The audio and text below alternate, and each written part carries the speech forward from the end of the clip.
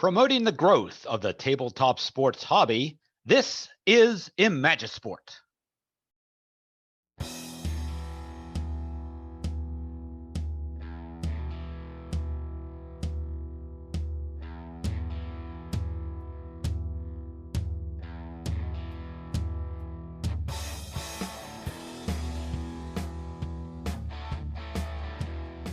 Hello there, and welcome to a very special edition of the Imagisport Showcase today. Derek Jones here with you. Thank you for taking the time to watch this video. So today on the channel, for the very first time, we are going to unveil my newly created cards and dice game known as the Banana Ball Tabletop Tour. So in this video, I'm going to show you what you get whenever you download the game, and I'll give you details on that in just a moment. And then we're going to go through a complete playthrough of a game between the party animals and the Savannah Bananas, so that way you can see for yourself how the game works. But before we get to that, just wanted to take a few moments to just kind of explain why I decided to create this game. About a year or so ago, my wife asked me, since this is one of my favorite hobbies, why don't I create my own game? And so I thought about it for a while, and I came to the decision that if I was going to create my own game, it was going to be something that was going to be different than anything else that was out in the community currently. And last summer, whenever I was watching Banana Ball games and then following along on their website, I started to notice that they were posting player statistics on bananaball.com. So that gave me the inspiration to create this game. You'll see as we go forward here that the player cards that we're going to be using in this game are based on statistics from the actual 2025 Banana Ball season. You may have heard of Banana Ball. You may have seen it on YouTube or ESPN or TNT or various social media outlets. For those of you that haven't, Banana Ball has actually been around since 2018. It was used back then, and it's kind of like as a demonstration sport of sorts. They did a couple test games with it while they were still a member of the Collegiate Coastal Plains League, but eventually they decided to leave that league and become an independent entity. And they started to take their Banana Ball game from Savannah, Georgia to various spots across the country. And nowadays it is very hard to even get a ticket to a Banana Ball game. You have to enter into a ticket lottery, and then from there, there's still no guarantee that you'll get a ticket. You have to be lucky enough, but they sell out pretty much everywhere that they go. And so they evolved from basically just a team that used entertainment to help attract fans to now this year a full-fledged 6-team Banana Ball League that again is going to tour the entire country from now through late September, with the playoffs in October, and they are starting to establish themselves as a sport of their very own. And so this is the first game, at least that I know of, that is designed to simulate what happens in a Banana Ball game. As I mentioned before, stats on the player cards, they reflect their actual stats from the previous season. Now, what this game is really not meant to do is to just basically pinpoint every detailed thing that happens. All right, it's not necessarily a highlight game because it does play like an actual baseball game does, but at the same time, the way I designed it mainly to make it an easy to learn game and a fun game to play. So because of that, there are many different actions on the game that are abstracted, and you'll see as we go through the playthrough. But I do offer some suggestions within the rulebook that will help you in case you wanted to add a little more detail to your documentation for playing out a Banana Ball game. All right, so with that in mind, couple of questions that I know will probably come up once you watch this video or see my posts on the different Facebook groups. Again, like I said, this is a free download, print and play. All right, you're going to need your own dice and you're going to need your own markers for this. But all the cards, the rule book, the charts, and the player cards themselves are all going to be free to download. The easiest way to download them is by using the link in the description of this video. I will also have a Facebook group, which I will show you right now. It's going to be called Banana Ball Tabletop Tour Board Game. You can go ahead and join that. I have a link to that in the description as well. Plus, I'll post it on other Facebook groups, and you can certainly feel free to join that. You do have to answer some questions in order to join the group. I do that just to help prevent spammers from infiltrating the group. But for the most part, I'm going to use that group to send updates about the games and might even post a few play results of my own. But you can feel free to do the same if you play the game and you like it. You can feel free to post your experiences on there, or if you have any questions about the game or any suggestions, you can feel free to post them as well. The Although it's a free download, I will encourage, if you do like what you're playing here with the Banana Ball Tabletop Tour, to please consider making a donation to Bananas Foster. This is the nonprofit organization run by the Savannah Bananas that helps support foster families across this country. If you've ever watched a Banana Ball game before, you probably noticed that whatever teams are playing in the game, they will at some point in the game honor a foster family. The owner of the Bananas, Jesse Cole, is a foster parent himself, and he really takes fostering to heart, and that's one of the main reasons why he set up this charity. So, like I said, if you enjoy this game, please consider it a donation to Bananas Foster. It will really help them out tremendously. As far as if you're wondering about whether a print version of this game will be available, at this time I have no plans for a print version for several reasons. One of them being that it's free to download and print out. And of course, there might be some licensing issues along the way. So again, not for the foreseeable future. I'm not going to say it will never happen, but like I said, for the time being, it's just going to be a free print and play download. And the other thing to keep in mind too is that what you're going to see today and the rules in this particular game are based on how Banana Ball was played last year, the 2025 season, which makes sense because the player cards are from that season. However, Banana Ball has always been a sport that has evolved, and I plan on evolving the game itself with that. For example, right before this season started in February, Jesse Cole announced some rule changes that are being implemented in Banana Ball this year. One of them being a designated fielder rule, where you can actually bring a guy in to play the field in place of one of the starters for an inning, and then basically whenever it's their turn to bat, that starter that was replaced can go back into the lineup. So the designated fielder can kind of hop positions from inning to inning if the team so chooses to do that. And then the other rule change that was major was in showdowns, where, and I'll explain showdowns a little bit later on in the video, but basically there's going to be a new rule to the tiebreaker showdown, where if a pitcher basically delivers like 3 straight walks to the other team, then the other team will automatically win the game. But those are a couple rule changes that I can easily implement and tweak into what I have now for a second version of this game, which I will have ready to go probably by mid to late November, along with the cards for the 2026 Banana Ball season. All right, so with that in mind, let's go ahead and go to the table cam and show you what you get with this game. When you download the Banana Ball Tabletop Tour game, it will come to you in the form of a zip file, and within that zip file are 9 different PDFs that contain most of the components that you need to play the game. First and foremost, the rule book is right here.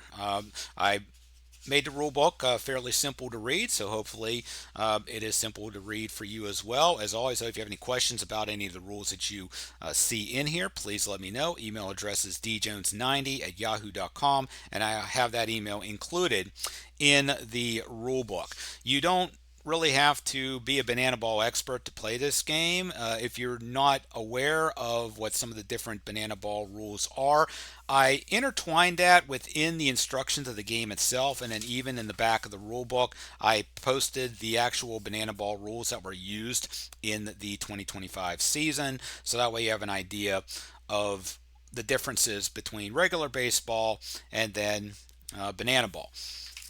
So like I said, the rule book is there. There are two main boards that come with the game. Your main game board right here, where you can keep track of who's on base, how many outs there are, and the inning. More on the inning cards in just a moment. Also a scoreboard, so you can keep track of the score throughout the game. There are different charts available for this game, which require, some extra D10 rolls. Usually it's just one D10 that you would roll for that. There's like a ball four sprint chart. So in Banana Ball, there are no walks. Instead, what happens is that the batter will actually sprint the first base. In the meantime, the defense has to play hot potato with the ball. Basically, what happens is the seven main fielders, so basically all the fielders except the pitcher and the catcher, have to touch the ball before it comes live. So during the time that those seven fielders are passing the ball around, the batter can try to get as many bases as he can. So this chart will help emulate what happens whenever a ball four sprint occurs. There is a chart for base stealing.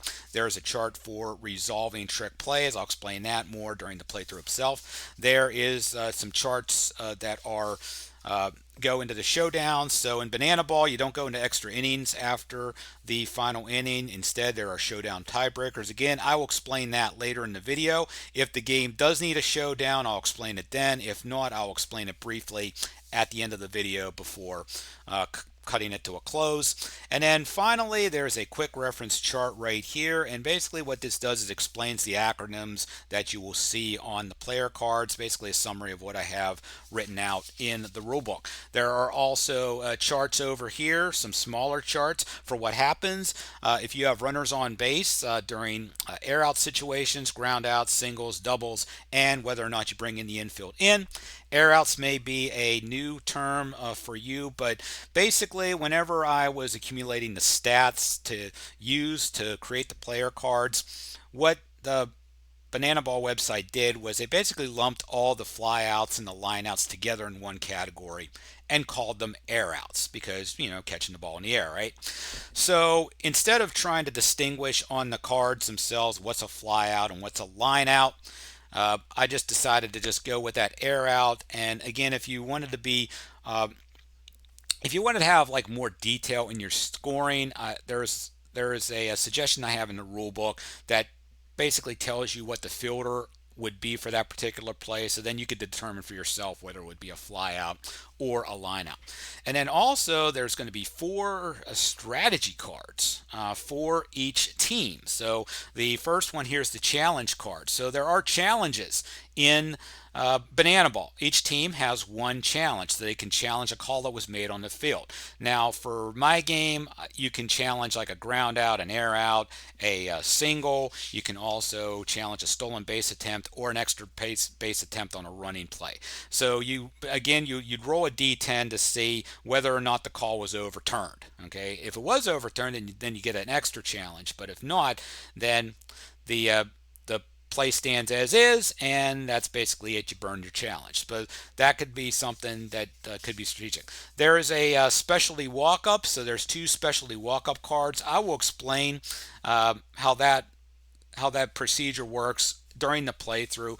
But basically, if you've watched a Banana Ball game, you've seen that some players, they have like their own gimmick walk-up that they do to entertain the fans. And so so I kind of threw a little strategic aspect of it to give the player that performs a specialty walk-up a little bit of an advantage during the at-bat. You'll see how that plays out during the playthrough. And finally, a golden batter card.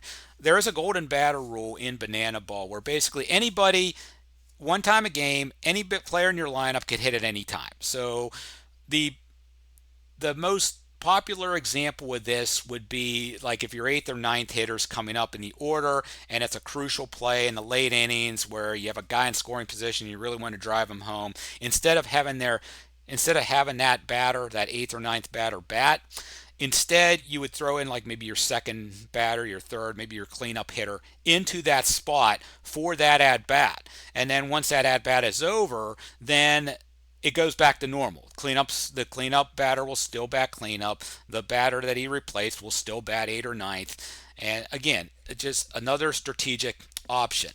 Now, I will admit, using the strategy cards, they are more designed for head-to-head play to make head-to-head play a little bit more fun, and for decision making there. You could, of course, use the strategy cards playing solo if you wanted to. You don't necessarily have to use the strategy cards. You're not really going to break the game if you do not use the strategy cards. Again, they're there to help make the game more fun. And then I also have a card printed out for the infield in, so in case you want to bring in the infield during a particular situation, this would kind of remind you that that is in play. Also, as part of the game are the inning cards. And so basically, these basically show you what inning this is. Now, whenever I started designing the game, I had like a generic set of inning cards that I used. But as I further developed the game and further, continue to watch Banana Ball, I did notice that each of the 4 Banana Ball teams last year had some unique things that they did during games that they headlined. So I evolved that into separate inning cards for each individual team. So this deck right here in my hand are the inning cards for the Bananas, who are going to be the home team in our playthrough today. So basically, some of these cards don't really say much of anything, but like in the first inning of every Banana Ball game where the Bananas are the home team, Jesse leads the crowd in saying start the clock, because in Banana Ball there is a 2-hour time limit that starts whenever the first pitch is thrown. But then in some of the inning cards, you'll see that I have a QR code, and then if you scan that QR code on your phone, it'll bring up a YouTube video. It'll probably bring up an ad first, so you have to go through that, but then it'll bring up a video describing what's happening here. Again, this is basically just for entertainment purposes only. Obviously, you don't have to scan the QR code every time you play the game, but if you wanted to get a kick out of it every once in a while, you can go ahead and do that. In some inning cards, there will be a certain situation that you will do, and again, I'll kind of explain that as the game goes on. But basically, there's one card for each inning. So again, these inning cards are twofold. One is it basically helps you to keep track of what inning you're actually in, and then secondly, it helps to give you the feel of what happens in an actual Banana Ball game. Also, what you're going to get as well are, of course, the player cards. I have created 4 sets of cards, one for each of the 4 Banana Ball teams that played during the 2025 season. So as you can see here, these are the cards for the batters of the party animals right here, and they all have ratings. And again, all the ratings are based on what they actually did in the 2025 season. And I have a card for pitchers as well. You can tell the pitchers apart from the batters. They are slightly different. The pitchers will definitely have the pitching over here on the right-hand side. Plus, I put their positions at the top of the card as well. I made these kind of simple by design in order to help save you guys on ink. And I did create them with a round rectangle. So for those of you that want to cut your corners and make them rounded, knock yourself out, go ahead and do that. That is totally fine. And also, in case you're not really knowledgeable of the Banana Ball teams, obviously you could do a season replay if you wanted. All the Banana Ball games are archived on YouTube, so if you really were dedicated. You could go back to each video, go to like the first part of the video, get the lineups for the game, and you could play it out that way. But I envision most of you probably playing like either a one-off or a short tournament. So what I also included as well were some team sheets, one for each team, where I give you a recommended starting lineup to use. All right, and also designated runners.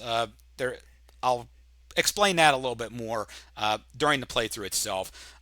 Your recommended starting pitchers and your closer, and also who to put in for a golden batter, and also guest players. Okay, there were a lot of banana ball games last year where former MLB players, NFL players would actually suit up for the Bananas or the Party Animals and play an at bat or pitch to one or two batters. All right, so this I have that as part of the game as well. So part of it will kind of explain. And like I said, I do have a team sheet, like I said, for each of the 4 teams.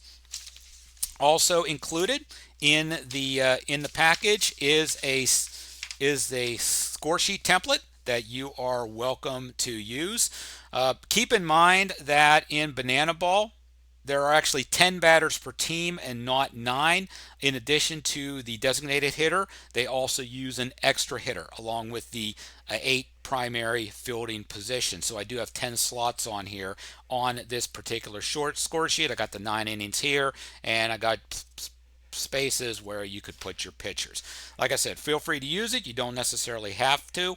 To field the question, do I know of any electronic app that could be used to score a Banana Ball game? I do not. I know I've looked at some that I'm familiar with, like iScore and Ballstat, and although some of them allow you to end the inning early, they don't account for counting points instead of runs for Banana Ball. So I don't think those apps are going to work for that.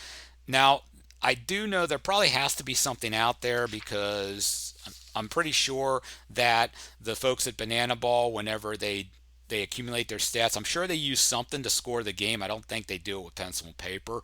I could be wrong, but I think they probably do have a proprietary system that they use. But as far as I know, that has not really been made public. So chances are you're probably going to have to do the old paper and pencil method if you want to score a Banana Ball game. So that's basically what you get with the game. You do have to supply your own dice. It takes 3 10-sided dice. In the rule book, I have the colors of the dice as yellow, blue, and white, which are the colors of the Savannah Bananas. But any 3 dice of different colors should suffice. If you want, just make sure that you keep track of what die you're going to use for the yellow die in the rules, what die you're going to use for the white die, and so on. I know I bought like a bag of like about 10 dice from Amazon whenever I was playtesting this game, and they came with different colors. And so what I would do is I would swap those colors out as well. So for example, instead of yellow, blue, and white for the party animals, if I was playing the party animals in a home game, I would go with a pink, black, and white die. And if I would go like for the firefighters for a home game, there was one die that I had which kind of had like a red and yellow fire thing going on. I would use that black and white instead of yellow, blue, and white. But again, totally up to you. It's your game. You can, of course, play it however you want to play it. And also, if you wanted to utilize the markers to keep track of who's on base, the outs, and the score, you would have to provide those as well. All right, so that is it for what you get whenever you download the Banana Ball Tabletop Tour. Now it is time to get to our playthrough, and I'll explain the rules as we go along with this playthrough. So sit back, relax, and enjoy this playthrough. It's going to be the Party Animals taking on the Savannah Bananas in this demonstration of the Banana Ball Tabletop Tour. Okay, so we're ready to start this exhibition between the Party Animals and the Savannah Bananas, with the Savannah Bananas being the home team. So So basically, so your general play, of course, it's batter versus pitcher, just like it would be in any normal baseball game. And so with the 3D10, basically the way it goes is that the yellow die determines which card you look off of. So if the yellow die on a roll is 0 to 4, then you look at the pitcher's card to determine what the result is. And then if the yellow die is 5 through 9, then you will look at the batter card to determine uh, what the result is going to be. And then the two other dice, the blue and the white, are read as a two-digit number, blue being the first digit and white being the second. So in this particular instance here, okay, with 54, what you would do then is you would check the range of the batter or the pitcher and see which range that die roll falls under to see what the result is going to be. All right, so with that in mind, we're going to go ahead and play ball here. We're going to start the clock and go into Banana Ball. Reese Hampton, the center fielder for the Party Animals, is up first in today's exhibition. So it's a 3 in the yellow die. That's pitcher card, and we're going to go with 60. And 60 on Noah Nisnik's card for the starting pitcher is a trick play. So basically what happens here is in the trick play, you have to basically roll the 3 dice one more time. So we're going to go ahead and do that, and we're going to roll here. And so this time the yellow die is a 2, and then the blue and the white make up 30. So on a trick play result, the yellow die tells you which fielder attempts the trick play, and basically the numbers go like they normally do when you're scoring a game. So number 2 in this case would be the catcher. Our catcher is Bill Leroy, so I'm going to go to his card here right now. And then the 30 deals with his trick play range. So this is whether he makes the trick play or he doesn't. So 30 falls inside of the range of from 00 to 81. So that means that he makes the trick play, and there is 1 out in the inning. So we're going to go ahead and mark that, and keep track of your trick plays, because that'll come into play later on whenever we go over the equalizer point rule. All right, Andy Cosgrove, the catcher here, is going to be our second batter, and so it is going to be pitcher's card, and it's going to be 46. That's going to be another trick play attempt, so we're going to have to roll the dice again, and that is going to be the first baseman this time, which is Eric Jones Jr., and his number is 38. So we go to Eric Jones Jr., 38 goes in between 00 and 89, so that's another trick play, and there are 2 gone in the top of the first. And our next batter up for the Party Animals is going to be Jake Skull, one of the top players in Banana Ball. And so this time we're going to the batter card this time, since it's a 9. And then 25 is the range. 25 is in this range here is an air out. And again, you can, if you really wanted to get into detail, the white die is 5 for that, so you could say it was a line out the third, but again, you don't really have to. 1, 2, 3 go the Animals in the top of the first, and they do not score. So we're going to go to the bottom of inning number 1, and D.R. Meadows, the center fielder, is going to be the first man up for the Bananas. And we're going to have pitcher card and 86. So 86 on Garrett Delano's starting pitcher card is going to be a single. So basically, what's going to happen here is the Bananas have the potential inning-winning run on base. Now, one of the main differences with Banana Ball is it's an inning-by-inning game. So as soon as one team wins the inning, they will get a point for winning that inning. So it is possible for the home team to walk off any inning. So you don't necessarily have to play to 3 outs. If the Bananas score a run here, this inning is over, and we're going to move to the second. Robert Anthony Cruz is going to be the next batter. But before we do that, I'm going to show you how the steal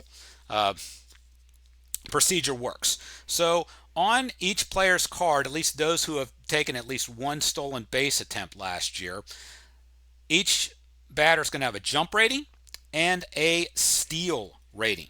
So basically what you're going to do here is you're going to first roll to see whether or not the runner, in this case D.R. Meadows, is going to actually get the jump. All right, so it's going to be just a 1d10 that you're rolling, and since his jump rating is 3, that means that if you get 0 to 3, then he's going to go.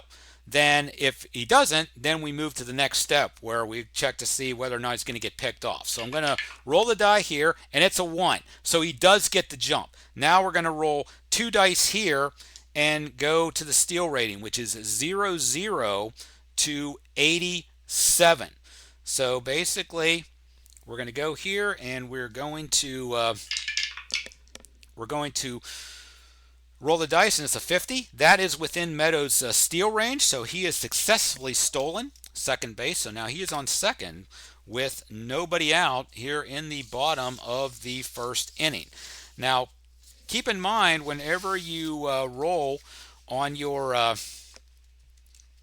stolen base, if the blue die is a 0, then an error will occur on the play, and then the runner will get an extra base. That didn't happen here, but we're going to go ahead and then go to Robert Anthony Cruz. He is now up to bat, so back to normal range here.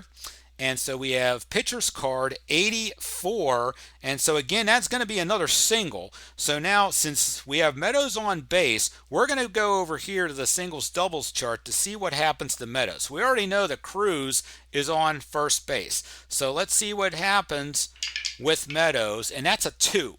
And basically on a 0 to 2, all runners advance one more base than the batter.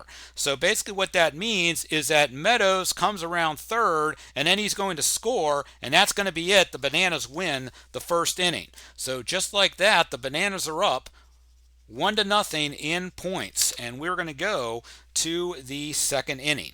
Again, like I said, it's an inning by inning game. So once a team wins the inning, we go on to the next. All right, so leading off the top of the second inning for the Party Animals is going to be the designated hitter today, Tanner Thomas. And so that's going to be pitcher's card 30. That is going to be an air out for out number 1. So 1 gone here, and here comes Noah Fisher, who's the starting left fielder for the Party Animals today. And we're going to have batter's card and then 76. So that's going to be a ball 4 sprint. So it's our first ball 4 sprint of the day. So we're going to roll off the ball 4 sprint chart here. And it's going to be a 1. So that means the defense successfully executes the ball 4 sprint drill. All 7 fielders passed it. And so in this case, Fisher only gets to first base. So we'll mark that down, that he is on first. And that'll take us to Jason Swan. He is the first baseman today. And so it's going to be pitcher's card 83, and that is going to be a single here. And again, we're going to have to roll on the singles doubles chart to see what happens. And it's going to be an 8. So in this case, all runners advance the same number of bases as the batter. So Fisher's going to hold up at second. Swan is going to be at first with the single. So it's first and second with 1 out. And coming up to the plate now for the Party Animals is going to be the extra hitter today, Armando Becerra. Once again, there are 10 batters in a Banana Ball lineup. So now we're going to go with batter card 28. So that's going to be an air out. So now we got to go to the air outs chart here. So let's see what happens with this. It's going to be a 0. So the batter lines out. Roll again. If that result is 0 or 1, then the lead runner is also tagged out. So there could be a line out for a double play here. So let's see what happens if we roll again. And he does! Look at that, another 0. So that is lined out into a double play. And that's going to retire Fisher, and Becerra lines out, and that's going to be it. They get 2 men on, but nobody scores, and so we go to the bottom of the second with the Bananas still up 1-0. And their third batter, Dan Oberst, is going to lead off the inning for the Bananas. All right, so now we have batter's card 22. So that's just a ground out, and that's going to be 1 away. All right, next up is right fielder Reese Alexiades. And so here we have batter's card and we have 94, and Alexiades takes this deep back and gone. It's a home run for Reese Alexiades, and the Bananas have walked it off for the second straight inning. So now they have a 2-0 lead over the Party Animals. So now we're going to go ahead and go to inning number 3. Now, as you can see here, in the third inning, they have what's called a 3-2-2. So basically what happens is in the top half of the inning, the Bananas will perform a choreographed dance during the second pitch to the second batter of the inning. So we need to keep an eye on that. So you're going to roll one die here to see what happens first, to see if their dance distracts the batter or whether it makes them get more locked in. So, but first and foremost, leading off the Party Animals here in the top of the third inning is shortstop Sal Jacobo. So here we go with that, and it's going to be a pitcher's card, and it's going to be 70, and that's going to be a trick play attempt. So we'll see who gets the trick play here. It's going to be the right fielder, Alexiades, and the number is 94. So we're going to go to Alexiades, but you see here 94 is outside of his trick play range of 0 to 80. So in this case, it is put in the books as a trick play miss, and Jacobo is going to be on first base. So here comes the third baseman, Bryson Bloomer, and this is where we're going to do our little 3-2-2 roll here. Like I said, it's going to be during the second batter. So first we need to roll one die and look on this inning card to see what happens here. And we're going to roll, it's going to be a 3, so it's just going to be a normal at-bat. Nothing special really happens here. As far as do we want to steal with Jacobo, probably, well, we can try it. Okay, so Jacobo's jump is a 1, so we need to make sure we roll a 0 or 1 for him to get the jump. And no, we don't. It's a 9. So now, if the runner does not get the jump on a stolen base attempt, then you have to see if the pitcher is going to pick him off. So each pitcher has its own pickoff rating. Noah Nisnik's pickoff rating is 3. So now you roll it a second time. If the die this time is 0 to 3, then Jacobo gets picked off and there's 1 out. So let's see if we do that, and no, it is a 6. So basically no pickoff occurs, Jacobo stays at first, and we go to the regular at-bat. So here's Bryson Bloomer right here, and we are going to say that it's a pitcher's card, 35, so that is going to be an air out. Now again, we need to go to the air out chart. So since there's a runner on base, let's see what happens here, and it's going to be a 9, which means all runners hold. So Jacobo stays at first, and there is 1 out. So here comes Dustin Baber. So at this point, the Party Animals are going to use one of their 2 specialty walk-ups here. Okay, one of the things that Dustin Baber does once a game is he comes up to the plate with a mug of beer and he kneels down on home plate. He chugs it before his at bat. So that's kind of what's going to happen here. Okay, so basically, so we'll turn it over that way. So what happens when you play the specialty walk-up card, whatever the roll is, you basically add 10 to the result, or in essence, you're adding 1 to the blue die.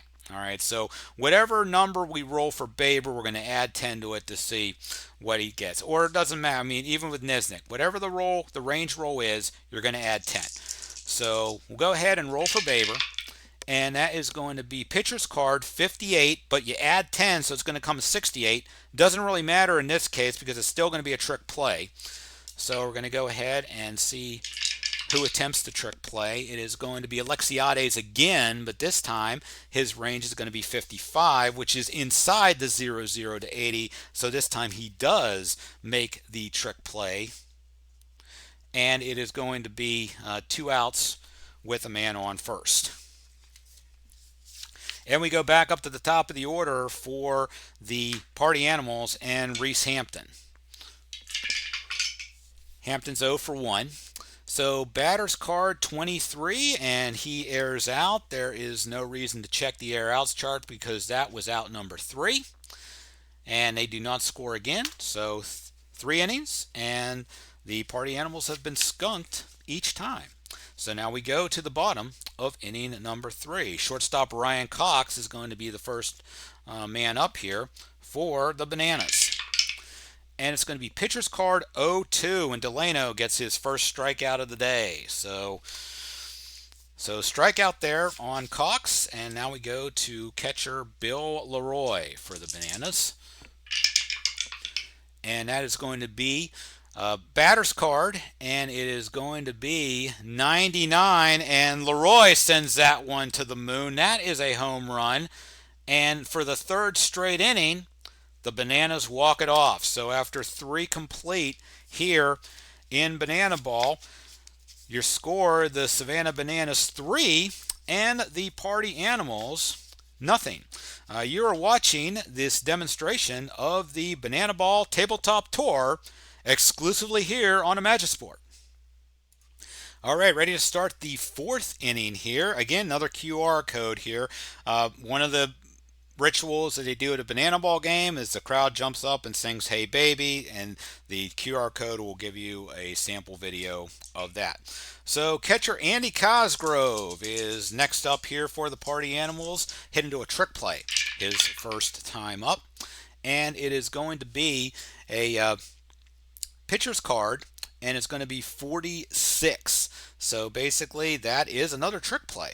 So we're going to go ahead and roll for that here, and it's going to be Leroy again, and 75 the catcher. So let's just check out his and it's underneath the 00 to 81. So again, the trick play is made here, and there is 1 out.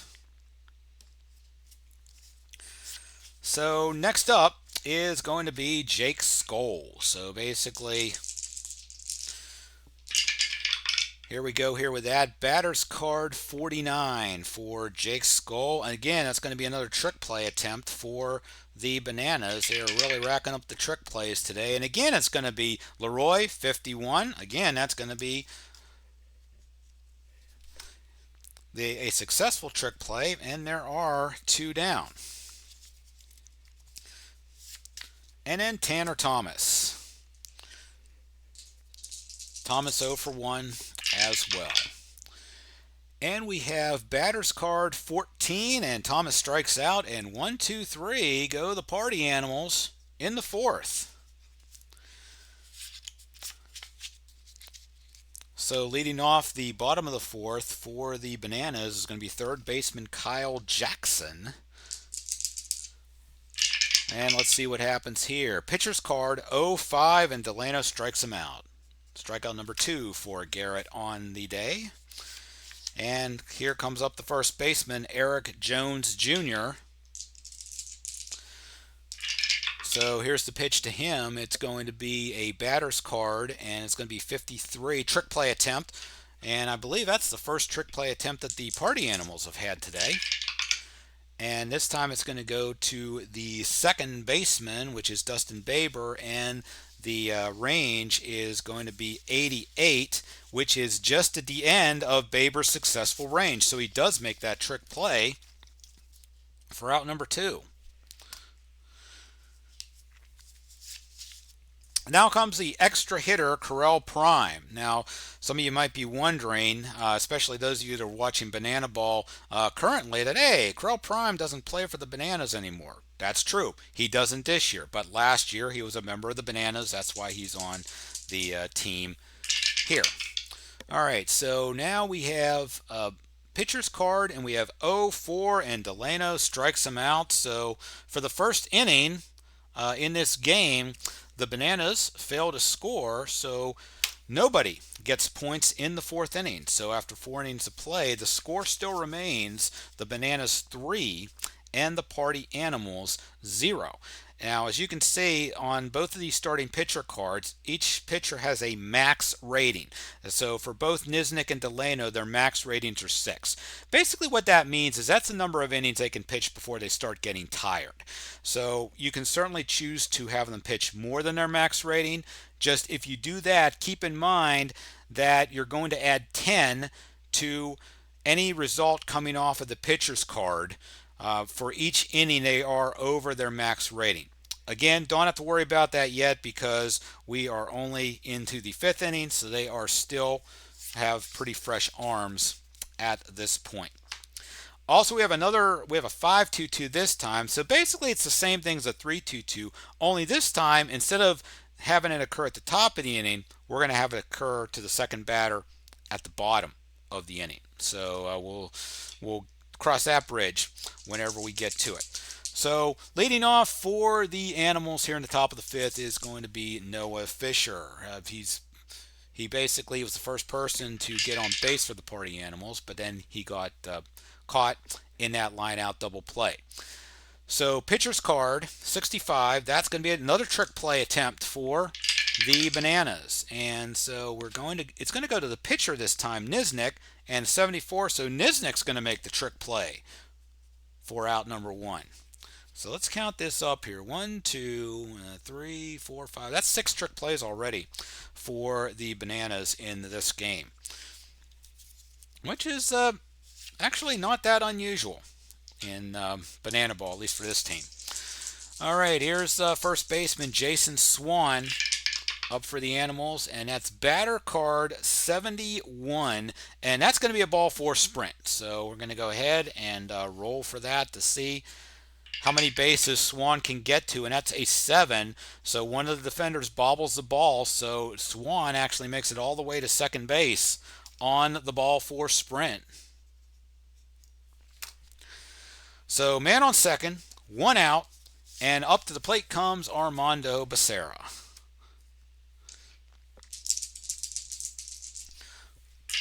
Let's see what he gets this time. He will get all right, pitcher's card 74. So that's going to be another ball 4 sprint. So again, we're going to roll 1 die this time, and it's going to be another 7, so the same deal. So basically what happens here is that Becerra reaches second, and then usually in a ball 4 sprint, everybody advances at least 2 bases. So that's going to be the first run for the Party Animals today. So they get 1 run here in the inning. Again, not advancing the scoreboard yet because, again, we go inning by inning here. Now, if they can hold on, they can certainly get the point. But for right now, they just have 1 run for the inning. All right, so Sal Jacobo's coming up next, but right now, this is a good time to show you how the designated runner works. So for this particular part of the game, we're going to have Mark Smith be the designated runner in place of Becerra at second base for this inning. This does not mean that Becerra is out of the lineup. He'll still stay in the lineup. All right, so basically what happens here is that the designated runner, and I did this because Mark Smith has a higher speed rating than what Becerra does. All right, so that could come into play if he has to make a decision on the base paths. All right, so the designated runner can come in multiple times during the game, and also the one thing is though is if your designated runner plays a fielding position or bats at any point, then you basically burned your DR, and then you cannot use the designated runner for the remainder of the game. So like I said, right now Smith's going to be at second base for this particular situation. Sal Jacobo is our next batter. So let's go ahead and see what happens here. And it's going to be pitcher's card 72. That's going to be a trick play. So let's see what happens on the trick play this time. It's going to be second base, and it's going to be a 95. This does not look good. So basically, second base is Jackson Olsen. 95 is out of his 86 range. And so basically what we have now are runners at the corners with 1 out. So that is another trick play miss. And for those of you that are not aware, the Party Animals are the defending 2025 Banana Ball champions. And I did a twice through round robin while I was playtesting this game, and the Party Animals went 6-0 through that. So this is a good team right here that is playing the Bananas today. Bryson Bloomer is going to be next up, and they really need to get a point on the board here, so they're going to go ahead and they're going to burn their second specialty walk-up. Now, they will not have any more specialty walk-ups for the rest of the game, but desperate times come for desperate measures here, being down by 3. So we're going to add 10 to this roll. And it's going to be batter's card 06 becomes a 16. That becomes a ground out, but since there's less than 1 out, they did not have the infield in at this point. Probably should have, but we're just going to treat it as a regular ground out. So we're going to see what happens here. It's going to be a 6. So basically, all for runners on first and third, all runners advance 1 base. So they're going to get a second run that comes home. All right, so it's going to be a ground out, and so Smith's going to score, so we can take him off the board. And Jacobo is going to go to second. There's 2 down, and the Animals have 2 runs in the inning. And back up to Dustin Baber. So that was a situation where the specialty walk-up worked, because if I would have kept with the original roll and not done the specialty walk-up, it would have been a strikeout and not a ground out. So just one of the ways that the strategy works in this game. All right, here's the pitch to Baber with 2 gone. Batter's card 48. That's another trick play attempt. So if they make this trick play attempt, the inning is going to be over, at least a half inning. It goes to Alexiades, 88. And I don't think, nope, it's past 80. So again, another trick play miss. Bananas are starting to implode a little bit. That's the second missed trick play in the inning. So we have runners on first and third with 2 gone, and we go back up to the top of the order again with Reese Hampton.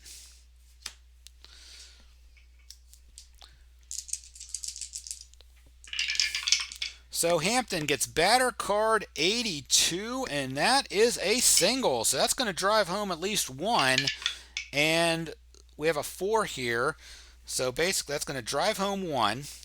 And so with a 4, after advancing on a hit, the lead runner can try for the extra base, roll 1 die, and if it's less than or equal to his speed rating, the runner is safe. Otherwise, the runner is out. So the runner on second now is Baber. He advanced over from first. So let's check out Baber's speed rating, though, is a 3.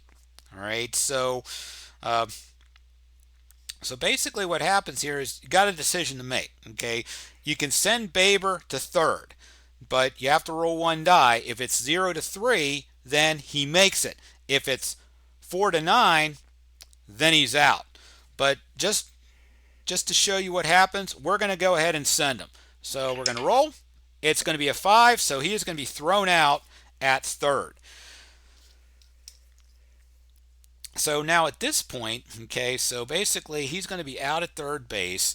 The run's scored already, so it's going to be 3 runs for the Party Animals in that inning, but it's that was the third out then, so that's going to do it for the top half of inning number 5.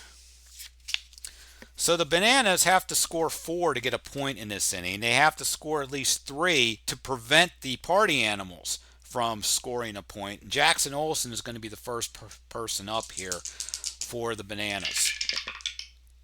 And it's going to be pitcher's card 88, and so Olsen's going to be on with a single.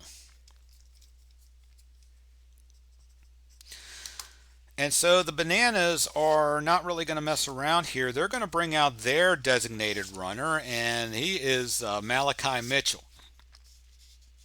As you can see, Mitchell doesn't really have any batting stats because he never batted last year. He was literally only used as a designated runner. All right, so Mitchell's on first, and D.R. Meadows is up to bat. We're going to see if Mitchell can get to second base here with his jump. Okay, he gets the jump because he gets 2. So now he has to go under 58 in order to steal that base. Oh, and he gets thrown out. It's a 90. So Mitchell tries the stolen base attempt, gets a caught stealing. So that's going to erase that, and there's going to be one out. So back to Meadows, and that's going to be pitcher's card 17 is going to be a ground out. That's 2 away.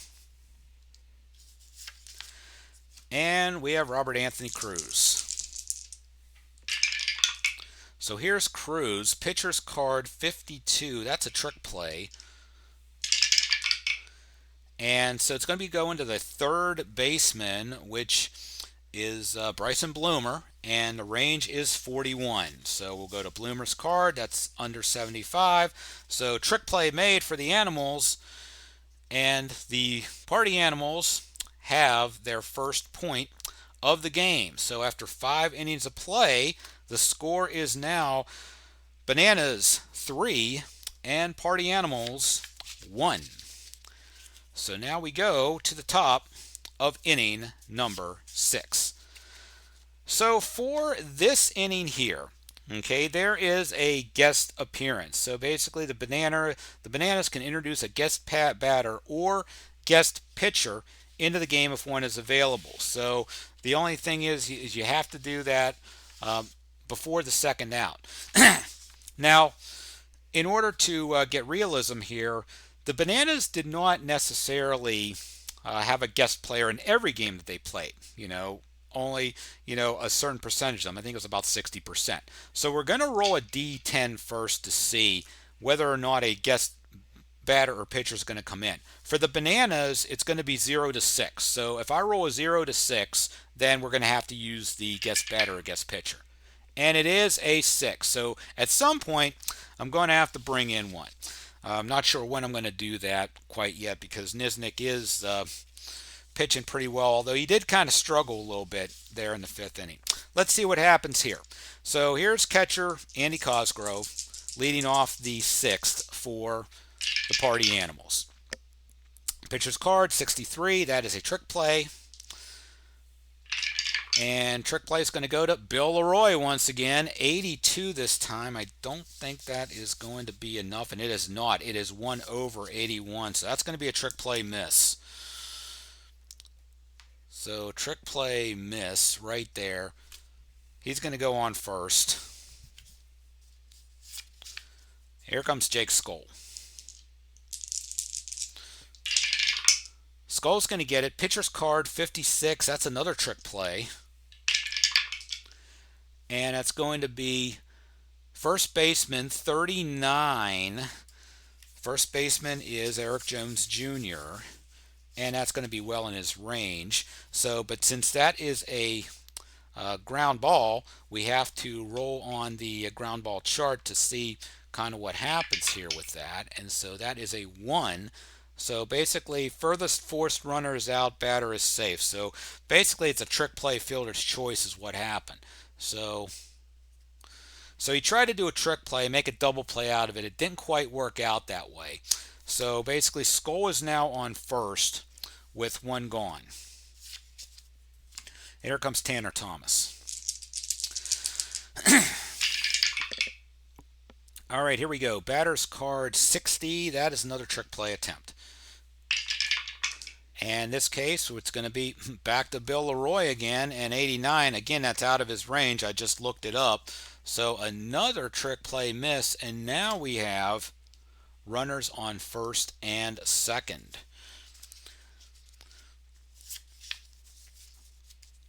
And now we go to Noah Fisher. And here we have pitcher's card 38. That is going to be an air out, so we roll on the air out chart. And that's going to be a 1, so it's a deep fly ball. Runners on second and third will tag up. So the runner on second, which is let's see, Skoll, he is going to go to third. So Fisher airs out, so that's the second out of the inning. Skull is on third. Tanner Thomas is on first. Coming up to the plate is Jason Swan. They're out of specialty walk-ups. So this will be the time that I think we can use our guest pitcher here. All right. And so we are going to say that, let's see, we're going to say that Trevor Hoffman has come into the game for the Bananas. Now, usually the guest players, they would only pitch they'd only make like a one-time appearance in the season. They'd only pitch like to a batter, like not even an inning, just to a batter, or they did like one at bat. So what I do for those is I put them all on one card. So this is basically the combined stats for all the guest pitchers that the Bananas used during the season. So we're going to take Nisnik out. We're going to put the guest pitcher in his spot, and we'll have him pitch to Swan and see what happens. So Hoffman is going to come into the game here, and that is in the sixth inning. So that's going to take care of our guest appearance. So let's see what happens here. And it's going to be batter's card 43, and that's going to be a trick play as well. So let's see what happens. Second baseman 51. Second baseman is Jackson Olsen. And so Olsen's range is 0-0 to 86, and they will get out of the inning. So that is the third out. Hoffman does his job, and the Party Animals do not score in the top of the sixth. So I will go ahead and take the guest pitcher card away. That will remind me that I need to put in a new pitcher to start the seventh inning for the Bananas. Delano's still okay starting the sixth, so we're going to put Dan Oberst leading off for the Bananas here in the sixth inning.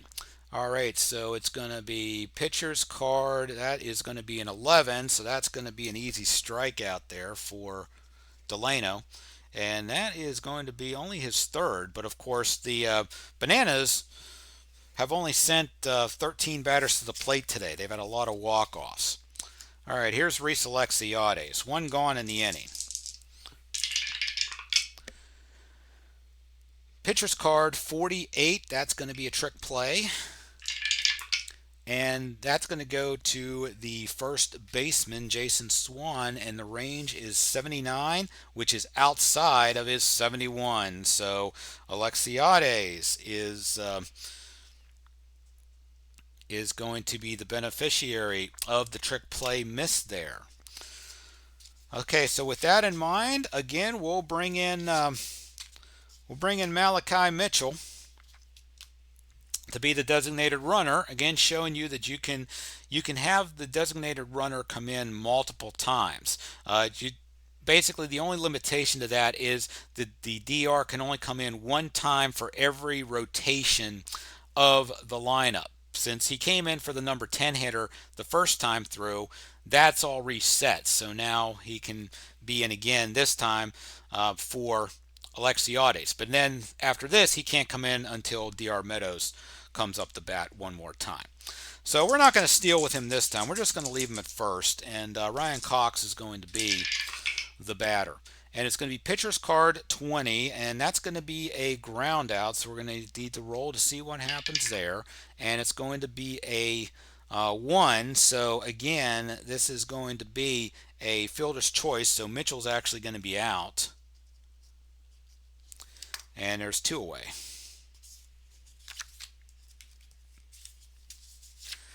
And that's going to bring up Bill Leroy.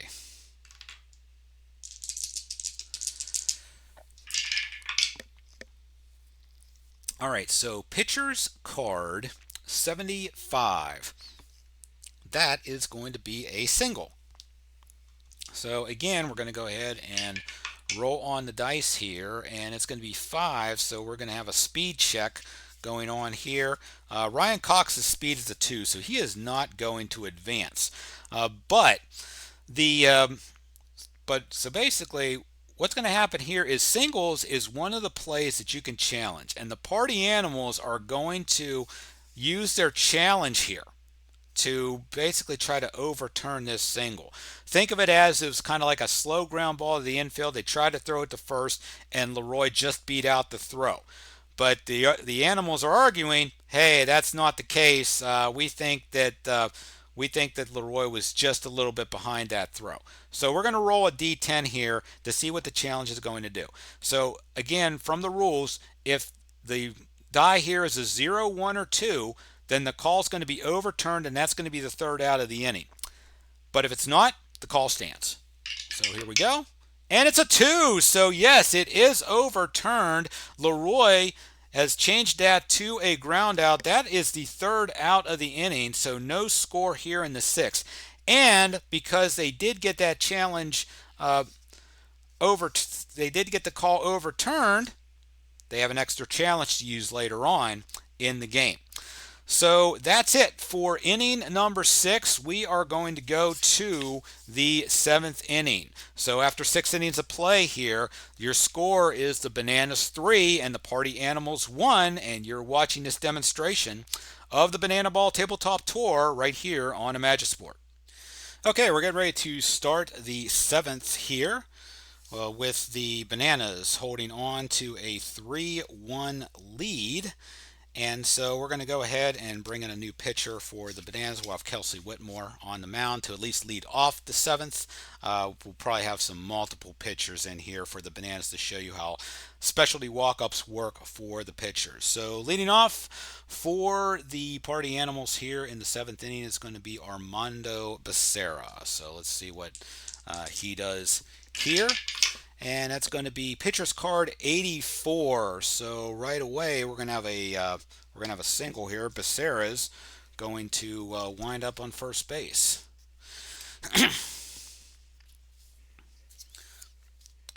So with Becerra on first, that's going to bring up Sal Jacobo. So we'll see if Becerra is going to get the jump here. So basically, and yes, he does. His jump is 1, 0 to 1. So basically, we're going to roll his steal rating 58. That is underneath his rating of 66. So he winds up on second base with a stolen base. So Jacobo's up, man on second. We'll have Whitmore face one more batter here in Jacobo. And this time it's going to be a pitcher's card 41. It's going to be a trick play. So let's see who's going to get the trick play here. It's going to be the shortstop Ryan Cox with his range reading being 37. That's within the 91. So he makes the trick play there. Although, again, we're going to have to roll because it is a ground out. So we go to 7, runner on second.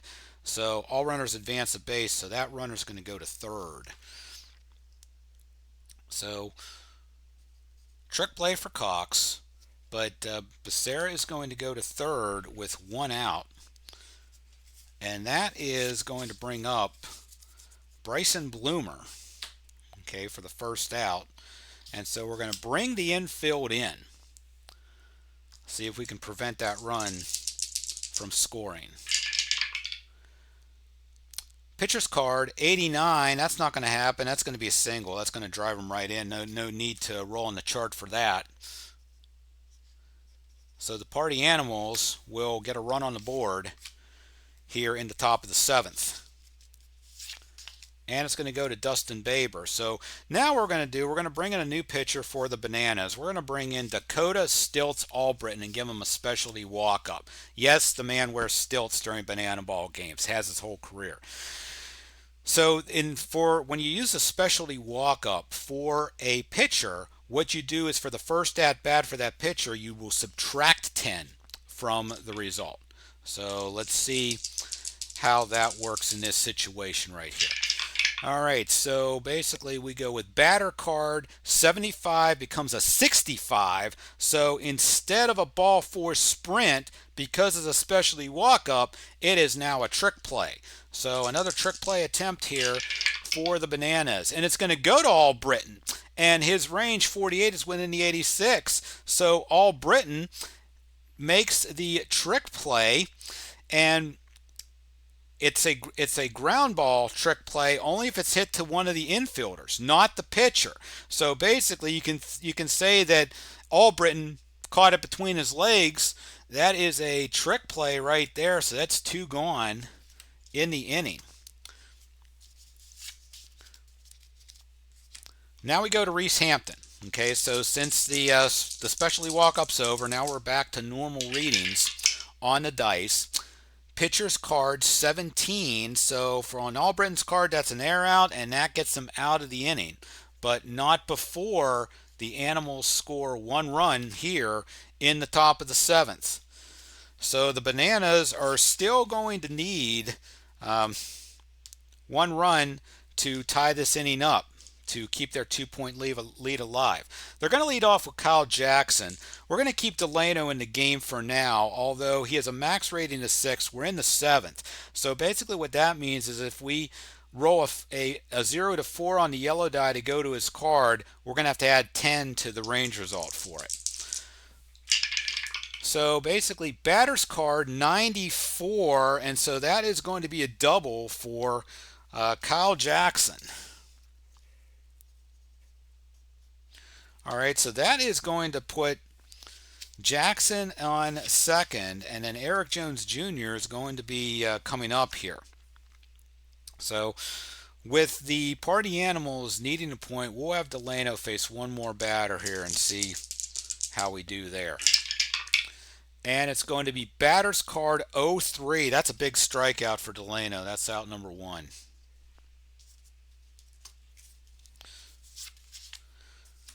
Here comes Correll Prime.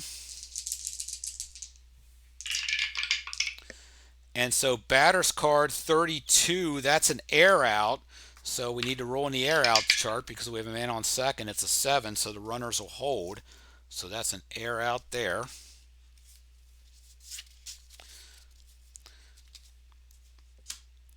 All right, here's Jackson Olsen.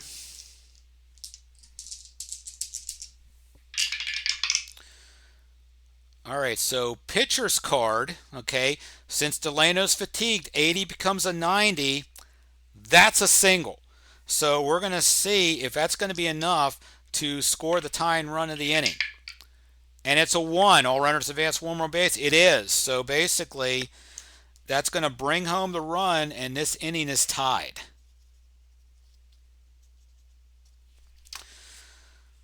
So with that in mind, and again, I just wanted to show you how the fatigue worked for the pitchers. We're going to take Delano out of there and bring in Jake Lialos, so that way we have a fresh pitcher. There is 2 down in the inning. Man on first, and DR Meadows is now up to the plate. All right, pitcher's card 20. That's a ground out. That's going to be out number 3. But the Bananas score a run as well. So since each team scored a run in that 7th inning, no points were scored. We still have a 3-1 lead for the Bananas heading into the 8th. So the 8th inning is the time check inning. Remember, in real life Banana Ball, games are 2 hours maximum in time length. So the way we emulate that in the game is to check your score sheet to see how many batters have made appearances in the game.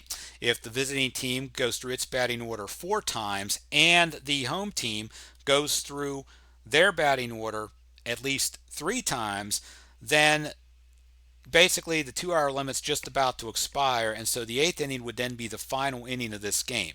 But as I'm looking at my sheet here, and that wasn't even close to happening today.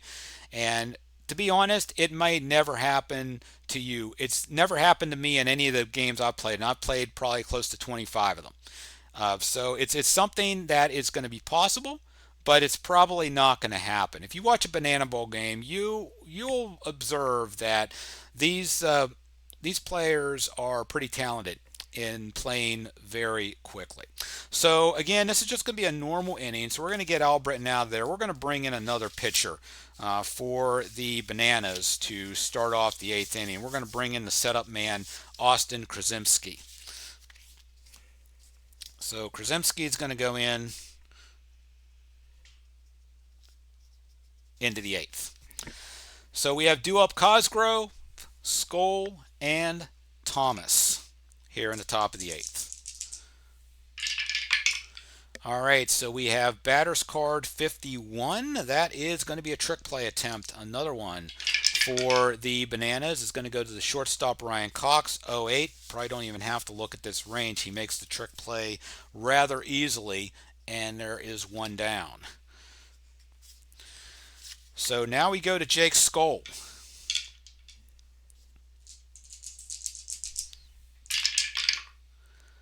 So pitcher card 15 for Skoll. That is a strikeout. And so there's 2 away now in the top of the 8th for the Party Animals. Tanner Thomas, the next batter.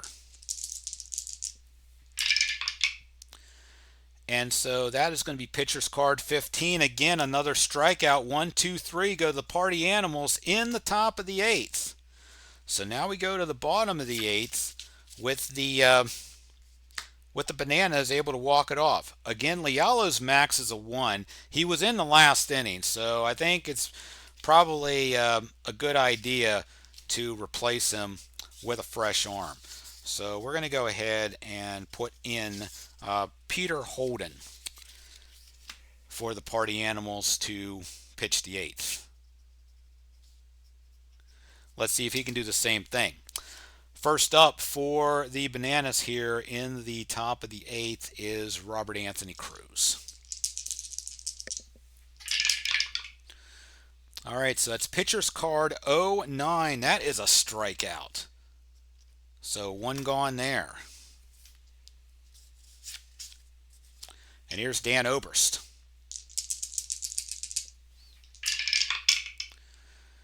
So pitcher's card 16, that is a ground out. And just like that, 2 up, 2 down. And so now we go to Reese Alexiades.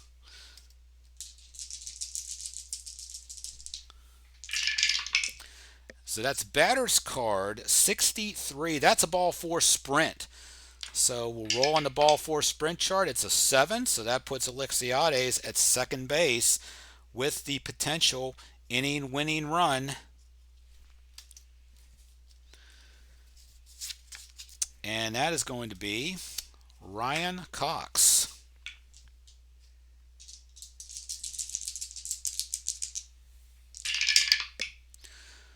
All right, so we have batter's card 91. That is a single for Cox. We're going to see if that brings in Alexiades from second base. It's a 6. Nope, all runners advance the same number of bases as the batter. So we got runners at the corners with 2 down in the bottom of the 8th. And coming up the bat is going to be Bill Leroy. So let's see here. Actually, 59, 31.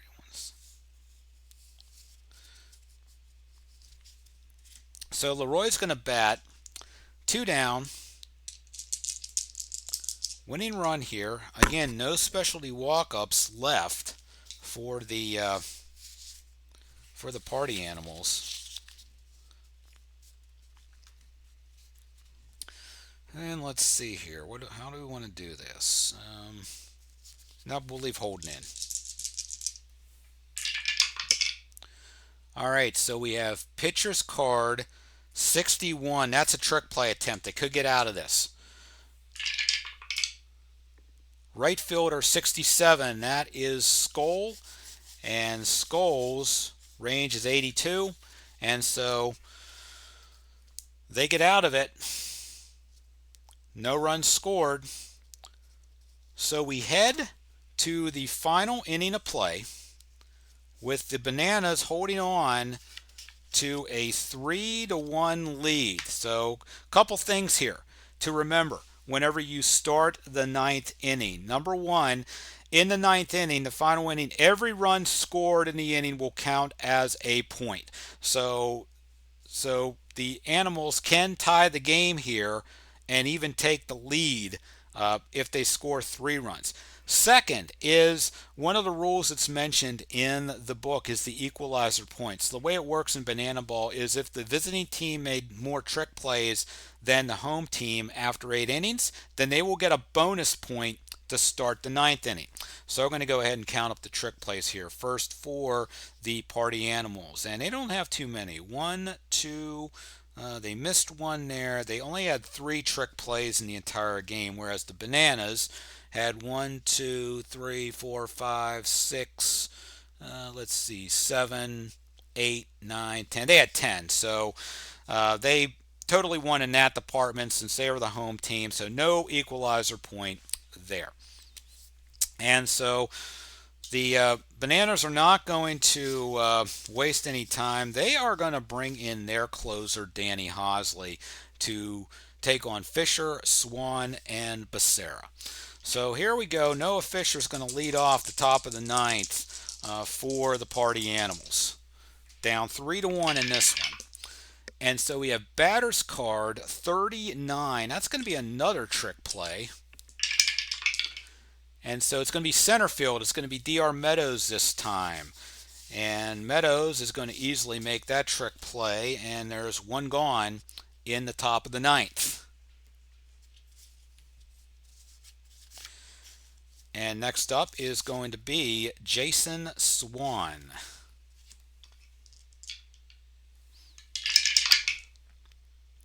All right, pitcher's card 83. That's going to be a single. Swan's going to be aboard.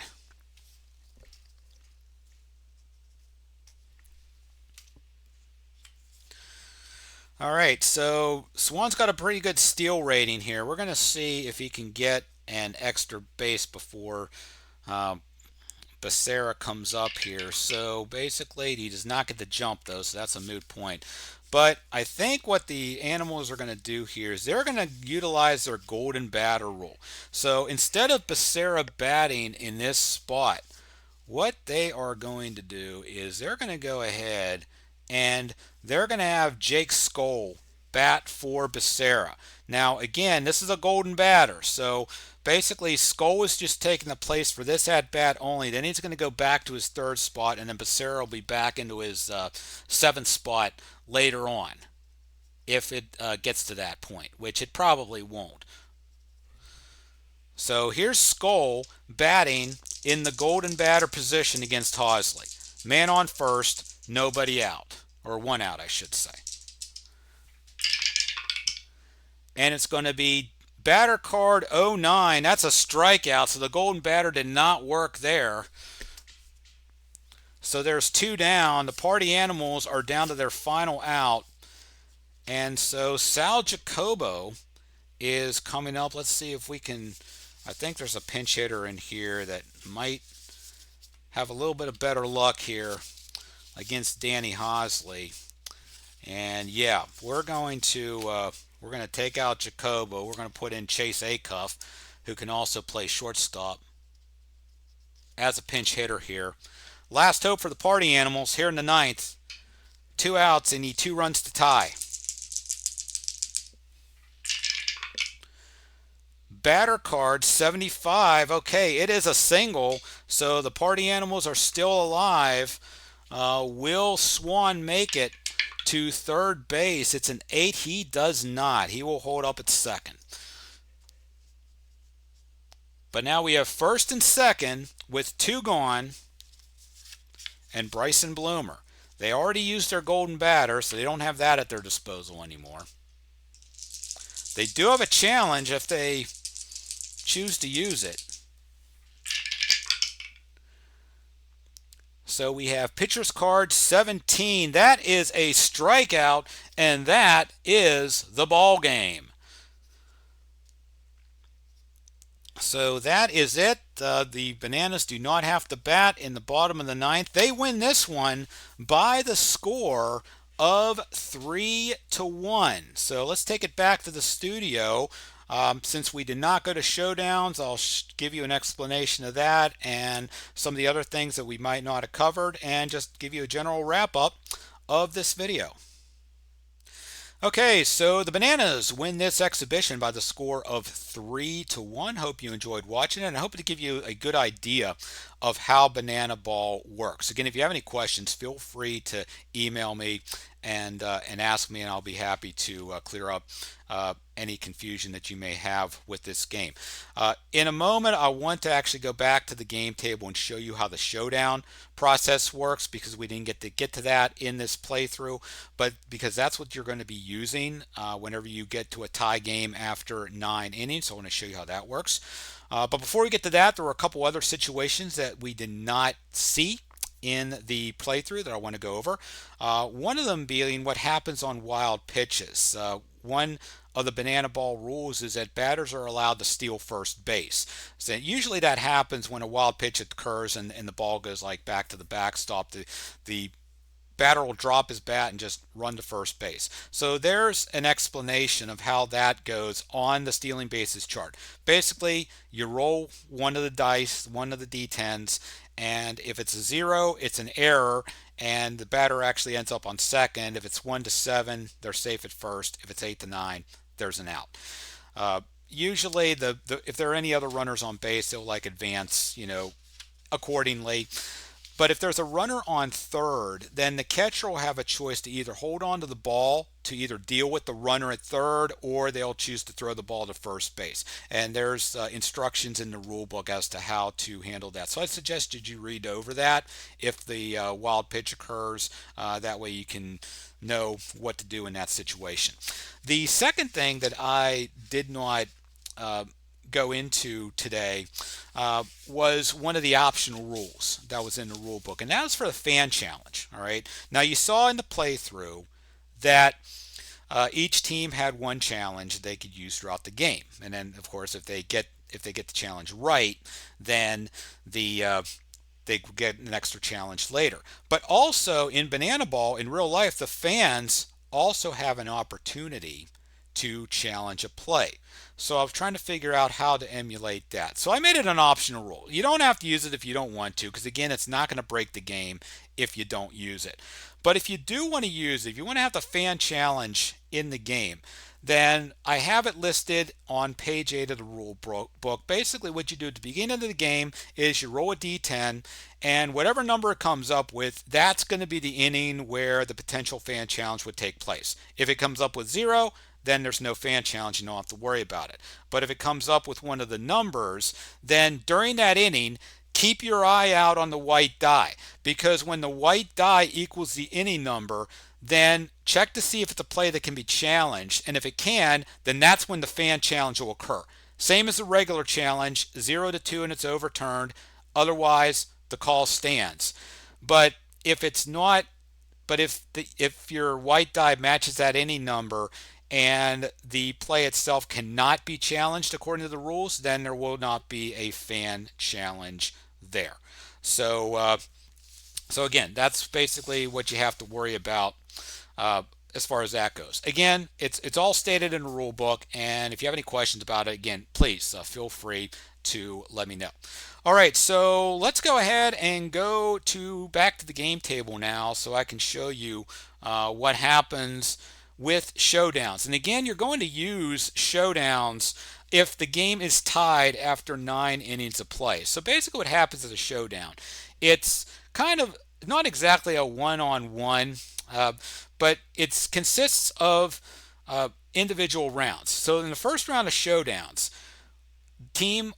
the batting team will pick one batter, and then the pitching team will pick a pitcher. Usually it's be the same pitcher that pitched the 9th inning, so we'll just leave Danny Hosley in there. And then also the pitching team will also choose one fielder. So just for this particular example here of the showdown, we're going to say that Tanner Thomas is going to be the batter for the Party Animals. Danny Hosley is going to be the pitcher, and then the fielder is going to be DR Meadows. All right. So once you get that, then what you do for the showdown is you would roll it like a regular at bat. All right. So we're going to go ahead and we're going to roll the dice here, and it's going to be 2 and then 30. So 2, just like in the regular game, 2 you read off the pitcher's card, and then 30 is going to be reading off, and it's going to be a K. So it's a strikeout for Hosley. So when you go over to the showdown chart, if the card result is a K, that means the batter is shut down. Basically, in a showdown, the object is to basically get an inside the park home run on your at bat. Anything less than an inside the park home run means that you don't score, and then the other team gets a chance to do just that. So in this particular instance, okay, Thomas struck out, so that's the party animal's turn. So now we go to the Bananas and see what they can do. So we will have Robert Anthony Cruz be the batter for the Bananas. We're going to go ahead and bring in Drew Gillespie as the pitcher for the party animals, and then for the fielder, okay, we're going to go ahead and have Chase Acuff be the fielder for the party animals. And again, same thing here. All right, we're going to roll the dice, and we're going to see what happens. And it's going to be the batter card this time. It's going to be 65, which in rocks is going to be a trick play. So whenever the card result is trick, we go to this result where we roll the blue and the white dice, and so we add the blue number to the batter's speed rating and the white number to the fielder's speed rating. If the batter wins, then he scores. If the fielder wins, then it's shut down. So let's see what happens here. And so we're going to go, and it's going to be a 22. So we're going to add 2 to Cruz's 5, that's 7. And then 2 to Acuff's 6, that's 8. Acuff wins the check. The batter is shut down. So neither team scored in the first round of showdowns. So now we go to round 2, where this time you don't have any fielders in the mix. It's just batter and pitcher. So let's see. We had Thomas already bat, so we won't use him anymore. So again, for the second round, we're going to use Jake Skoll. And you can usually keep the same pitcher for showdowns. More often than not, that's what they do in real life. Or you could put in a new pitcher. It doesn't really matter. The fatigue doesn't really count here. So now you go to the round 2 chart. And we roll again. So again, we roll just like we did the last time. So this time it's going to be batter card 49. So in this case, Jake Skoll, and his is a trick play result.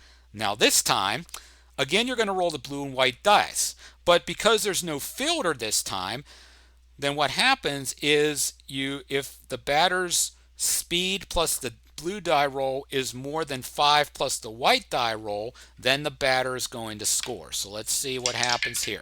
All right. So it's going to be 4 for the blue die plus Jake Skoll's speed of 6. That equals 10. So white die is 6 plus 5 is 11.